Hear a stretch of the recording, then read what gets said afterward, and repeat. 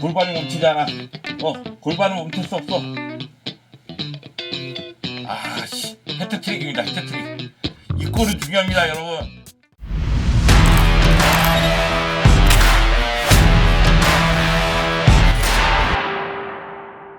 주간 꿀에 바르셀로나가 라리가 12라운드에서 셀타비고 원정 경기를 펼쳤음에도 4대2로 승리했습니다. 레반도프스키가 부상 이후 선발로 복귀를 했고요. 그리고 3골 해트트릭을 완성했습니다. 골반이 멈추지 않아. 어깨춤이 멈추지 않아. 레반도프스키가 해트트릭하면서 해결사 역할을 하는 가운데 라민 야말이 3경기 연속골 그리고 레시포드가 2개의 도움을 기록하면서 공격이 파괴력을 발휘했고요. 그 힘을 바탕으로 바르셀로나는 셀타비고를 압도했습니다. 그렇기 때문에 4대2로 승리할 수가 있었죠. 이 경기가 한지 플릭 감독의 50번째 라리가 경기더라고요.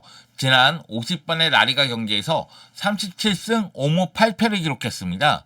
이 기간 동안 134골을 넣었고요. 54골을 실점했습니다. 승점 116점을 획득했는데 경기당 2.32의 승점입니다. 그 정도로 힘을 발휘했다고 보면 되겠죠? 근데 8패나 있었나? 올 시즌에도 패배가 없는 건 아니니까 8패가 있었다고 보면 되겠고요. 일단 한지 플릭 감독의 라리가 50번째 경기에서 바르셀로나는 대승을 거두면서 분위기를 바꿨습니다. 그렇기 때문에 한지 플릭 감독도 경기력에 대해서 만족감을 표했죠. 그리고 바르셀로나는 올바른 길을 가고 있다고 강조를 했습니다. 최근에 바르셀로나가 엘클라시코에서 패배하고 클러프 브리에전에서 3대3 무승부를 기록하면서 비판이 많았잖아요. 특히 수비 라인에 대한 비판이 많았습니다. 저는 아직도 비판을 하고 있습니다. 너무 라인이 높아. 주구장창 라인이 높아. 뒷공간 계속 뚫려. 이거에 대한 해결책은 아직 제시하지 못했다고 봐요. 그럼에도 불구하고 공격을 바탕으로 해서 상대를 압도하는 모습이 나온다면은 수비 쪽의 불안한 면도 상쇄가 되겠죠. 그런 측면에서 이 경기는 의미하는 바가 매우 큽니다. 자, 그러면 여러분, 바르셀로나가 셀타비고 원정에서 어떻게 승리했는지 저랑 함께 돌아보도록 하겠습니다. 함께 가시죠. 렛츠 고! 바르셀로나가 라리가 12라운드에서 셀타비고를 상대로 어려운 원정 경기를 펼쳤습니다. 바르셀로나는 최근 셀타비고를 상대로 4경기 무패 3승 1무를 기록하고 있었습니다. 하지만 이 경기들에서 많은 골을 주고받으면서 어렵게 승리를 거두거나 무승부를 거뒀죠. 즉 셀타비고는 만만한 상대가 아닙니다. 여기다가 주중에 펼쳐진 클러프 브리아고의 챔피언스 리그 경기에서 3대3 무승부를 기록했기 때문에 체력적인 문제도 있고 심리적인 문제도 있고 여러 가지 복합적으로 문제를 노출할 가능성이 있었습니다. 그럼에도 불구하고 바르셀로나는 레반도프스키의 해트트릭을 앞세워서 4대2로 승리할 수 있었던 거죠. 물론 전반전 보면은 장군멍군을 외치는 모습이 있었어요. 전반 10분에 바르셀로나는 PK로 선제골을 넣었습니다. 페르민의 슈팅이 상대 수비수 손에 맞으면서 PK가 주어졌고 이것을 레반도프스키가 처리하면서 레반도프스키의 득점포가 뜨겁게 달아오르기 시작했죠. 하지만 상대도 가만히 있지 않았습니다. 왼쪽 윙백인 카레이라가 빠르게 역습을 전개하면서 동점골을 기록했죠. 그리고 레반도프스키가 또다시 달아난 골을 넣으니까 이번에는 셀타비고에서 보루아 이글레시아스가 동점골을 넣었습니다. 그러면서 2대2가 되는 가운데 라민 야말이 전반 끝나기 직전에 역전골을 성공시킵니다. 그래서 전반전을 3대2로 마감하게 되는 거죠. 그리고 후반전에는 레반도프스키가 코너킥 상황에서 헤더로 골을 넣으면서 쐐기골을 기록하게 됩니다. 레반도프스키는 해트트릭을 완성했고요. 그리고 코너킥을 처리한 레시포드는 이 경기에서 도움 2개를 기록하게 되는 겁니다. 물론 경기 종료 직전에 도용이 경고 누적으로 퇴장을 당하게 돼요. 저는 이 경기 최고의 선수는 도용이라고 생각했거든요. 왜냐면은 경기 전 워밍업 과정에서 카사도가 부상을 당했어요. 그래서 3미드 자체를 봤을 때는 도용이 중심을 잡고 페르민이 공격을 전개하고 올모가 공수 양쪽에서 힘을 발휘하는 형태로 갔는데 올모나 페르민이 공격 쪽에 무게중심이 있다 보니까 도용이 뒤에서 뒷받침을 해줬어야 되거든요. 근데 그걸 너무나 잘해줬어. 혼자서도 공격 전개를 굉장히 잘해주는 모습이 있다 보니까 도용은 만점 활약을 펼쳤습니다. 퇴장을 당하면서 평점 자체가 높게 나오진 않았죠. 하지만 이 경기 끝나고 나서 한지 플릭 감독이 도용에 대해서 극찬하는 모습이 있었습니다. XG 값을 보면은 셀타비고가 0.58, 바르셀로나가 3.31이고요. 점유율은 셀타비고가 38%, 바르셀로나가 62%입니다. 슈팅을 보면은 셀타비고가 5개 하고 유효 슈팅은 3개였고 바르셀로나는 21개의 슈팅을 했습니다. 그리고 유효 슈팅이 9개였죠. 바르셀로나는 공격 쪽에서 위력을 발휘하는 모습이 정말로 많았어요.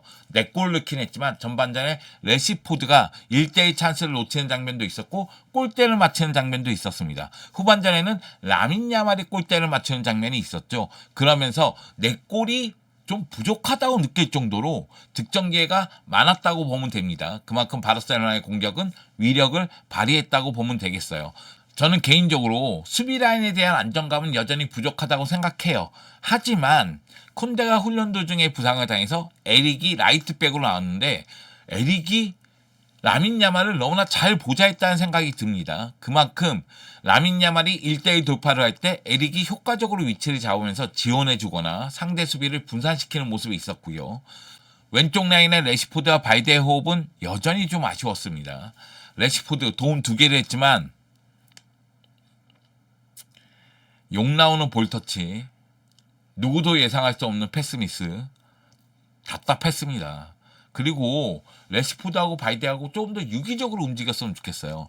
두 선수 모두 갖고 있는 재능이 많거든요. 근데 약간 엇박자가 아닌가? 개인적으로 그런 느낌은 있었습니다. 그리고 바르셀로나의 수비 라인 높게 형성이 되다 보니까 셀타비고가 이걸 효과적으로 공략하는 모습들이 있었거든요. 거기서 고전하는 모습이 나왔어요. 여전히 바르셀로나의 높은 수비 라인은 문제를 노출하고 있다. 이렇게 보면 되겠죠. 여하튼 이 경기에서 바르셀로나가 승리를 거두면서 셀타비고 상대로 5경기 우패, 최근 4승 1무를 기록하게 됐고요. 그리고 바르셀로나는 1위 레알 마드리드가 라요와 0대0 무승부를 기록하는 가운데 이 경기에서 승리를 거뒀기 때문에 1위 레알 마드리드하고 승점차를 5점에서 3점으로 줄이는데 성공을 했습니다. 바르셀로나 입장에서는 이제 레알 마드리드를 추격하는 분위기를 만들었다고 해도 무방하죠. 이 경기에서 이야기할 선수는 역시 해트트릭을 기록한 레반도프스키입니다. 레반도프스키가 부상으로 고생도 했고 그리고 컨디션 조절하는데 어려움을 겪었어요. 그래서 일부에서는 에이징 커브가 온 거 아니냐 이런 이야기가 있었는데 이 경기 셀타비고전에서 선발 출전했고요. 90분 동안 활약을 했습니다. 그러면서 10분, 37분, 73분에 각각 골을 넣으면서 해트트릭을 완성했습니다. 셀타전 기록을 보면은 슈팅을 6개 했는데 유효슈팅이 5개예요. 그리고 3골입니다. 결정력이 빛나는 그런 장면이 상당히 많았고요. 패스 성공률이 69%밖에 안 돼요. 13번 시도해서 9번 성공시켰거든요. 그런데 사실 패스미스가 생각나는 장면은 그렇게 많지 않습니다. 버텨주고 연결해주는데 역할을 다 했다고 보면 되겠고요. 선발 출전한 선수 중에서는 볼터치가 가장 적더라고요. 그만큼 셀타비고가 레반도프스키를 묶고자 노력을 했는데 레반도프스키가 힘을 발휘했다고 보면 되겠습니다. 10월 5일 세비야전에서 선발 출전한 다음에 근육 부상을 당했고 그 다음에는 교체 출전만 하다가 오랜만에 선발 출전했는데 해트트릭을 기록했어요. 이것은 레반도프스키에게도 바르셀로나에게도 매우 중요하다고 보면 되겠습니다. 왜냐면은 그동안 페란 토레스가 최전방에 기용이 되긴 했지만 그리고 골도 꾸준히 넣었지만은 기대만큼의 영향력을 보여주지는 못했습니다. 그런 상황에서 레반도프스키가 최전방에서 해결사 역할을 했다, 힘을 발휘했다 이런 측면에서 봤을 때는 레반도프스키의 무게감이 살아나는 느낌이 있거든요. 올 시즌 12경기 569분 출전해서 7골 넣었습니다. 공식 경기 기록이고요. 라리가에서는 9경기 출전해서 7골을 넣었어요. 그리고 2022년 8월 라리가에 데뷔한 이후에 74골 17개의 도움을 기록했습니다. 대단한 거죠. 물론 사이트마다 기록이 약간의 차이는 있습니다만 엄청난 득점력을 보여줬다는 사실은 부인할 수가 없습니다. 마지막으로 레반도프스키는 셀타비고전에서 해트트릭을 기록하면서 21세기 들어서 라리가에서 해트트릭을 기록한 최고령 선수 3위가 됐습니다. 37세 81의 나이에 해트트릭을 기록했죠. 1위는 호르헤 몰리나입니다. 호르헤 몰리나가 2021년에 39세 241일의 나이에 해트트릭을 기록했고요. 2위는 호아킨 산체스죠. 여러분이 잘 아시겠지만 2019년도에 38세 141의 나이에 해트트릭을 기록한 경험이 있습니다.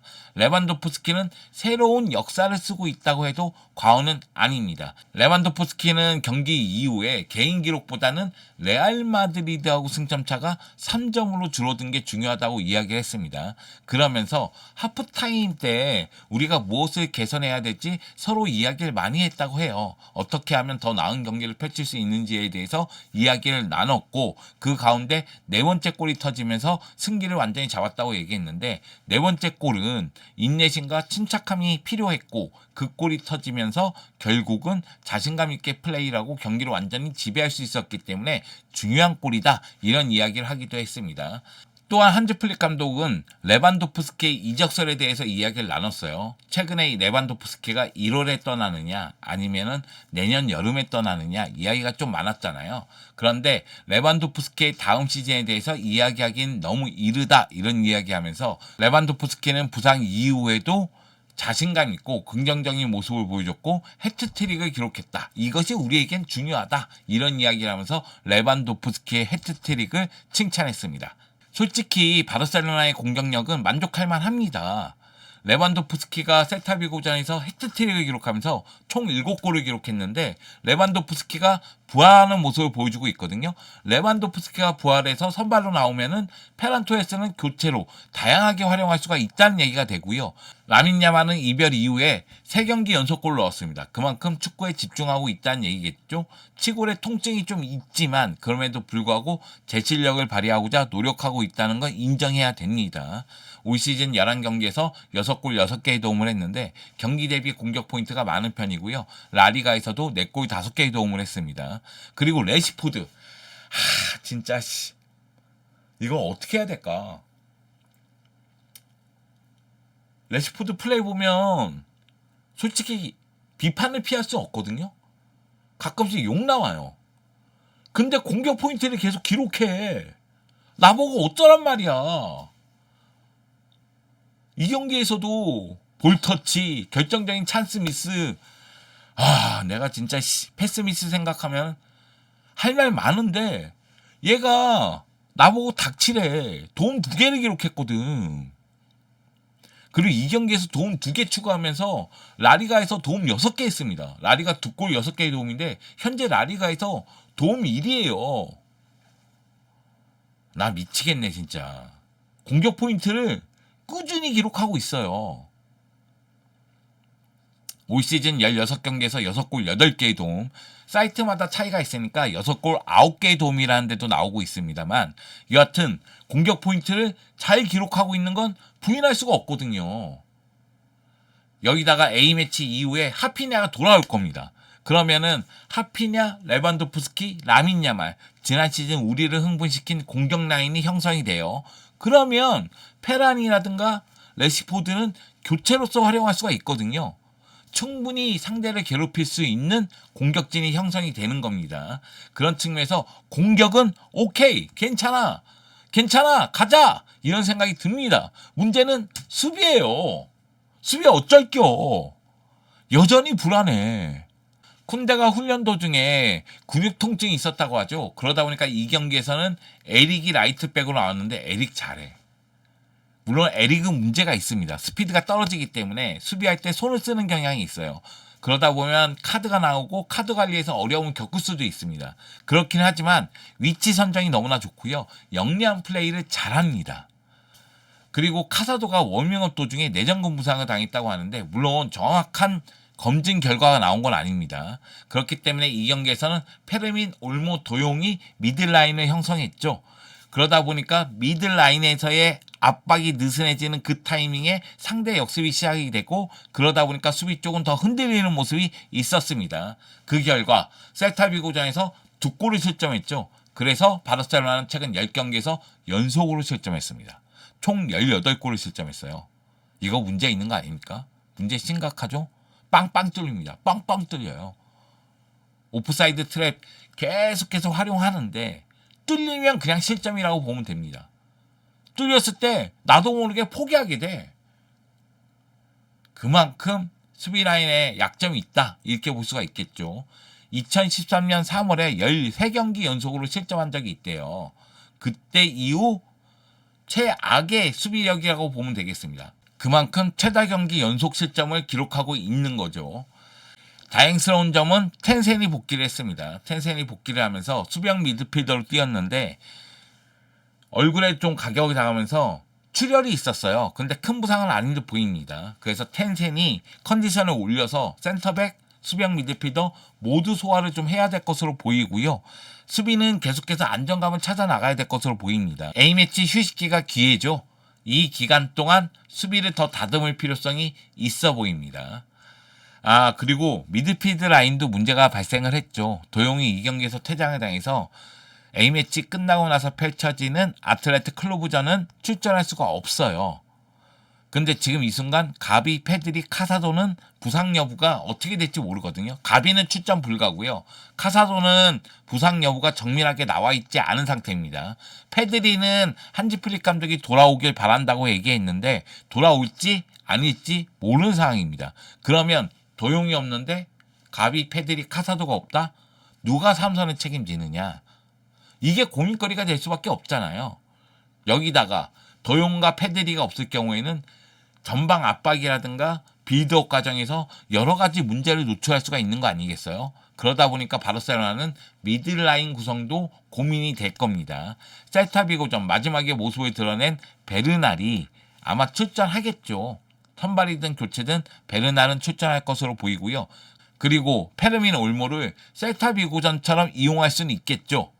여기다가 센터백이지만 수비형 미드필더로 활용할 수 있는 텐센이라든가 에릭도 활용 가능합니다. 그래서 숫자로는 문제가 없는데 효과가 어떻게 될지가 지금 미지수라는 거죠. 개인적으로는 베르날이 빨리 컨디션을 끌어올려서 활약하는 게 좋다고 생각해요. 베르날에게 기회가 왔다고 해도 과언은 아닙니다. 물론 한지 플릭 감독이 얘기한 대로 A매치 이후에 조한 가시아 골키퍼, 하피냐, 페드리가 돌아온다면 지금 이런 이야기는 그냥 기우에 불과하죠. 그럼에도 불구하고 그 선수들이 못 돌아오면 문제는 발생할 수가 있다. 수비는 불안한 가운데 미들라인에서도 엇박자가 나온다면 아틀레틱 클루브, 지금 부상 선수가 많거든요. 그럼에도 불구하고 아틀레틱 클루브를 상대로 고전할 가능성이 존재한다는 거죠. 그래서 미드필드 라인에 대해서도 한지 플릭 감독은 A매치 기간 동안 플랜을 짜야 되는 상황입니다. 저는 개인적으로 생각했을 때 지금 이 순간 속도를 높여야 돼요. 에너지 레벨을 높여야 됩니다. 더욱더 적극적으로 임해야 돼요. 라리가 1위를 달리고 있는 레알 마드리드가 리버풀에게 패배하고 라이오하고 무승부를 기록했습니다. 지금 주춤하거든요. 물론 이게 기간은 길지 않을 거라고 봐요. 그럼에도 불구하고 주춤하고 있다는 건 사실이잖아요. 이때 바르셀로나가 추격해야 됩니다. 그래서 A매치 이후 바르셀로나가 어떤 행보를 보여줄지가 매우 중요해요. 물론 경기 일정이 녹록지는 않아요. 그럼에도 불구하고 기회가 왔을 때 잡아야지만 강팀이죠. 바르셀로나 기회가 왔습니다. A매치 기간 동안에는 우리의 약점에, 우리의 모습에 집중하면서 우리의 문제점을 해결하고자 노력을 하고, 그리고 A매치 이후에 일정이 시작되면 상대 분석을 제대로 한 다음에 상대를 압도하고 지배하는 모습이 필요합니다. 바르셀로나 이제 시작입니다. 달려가자. 승점 3점? 별거 아니야. 한번 꺾어버리면 돼. 렛츠고 가자고.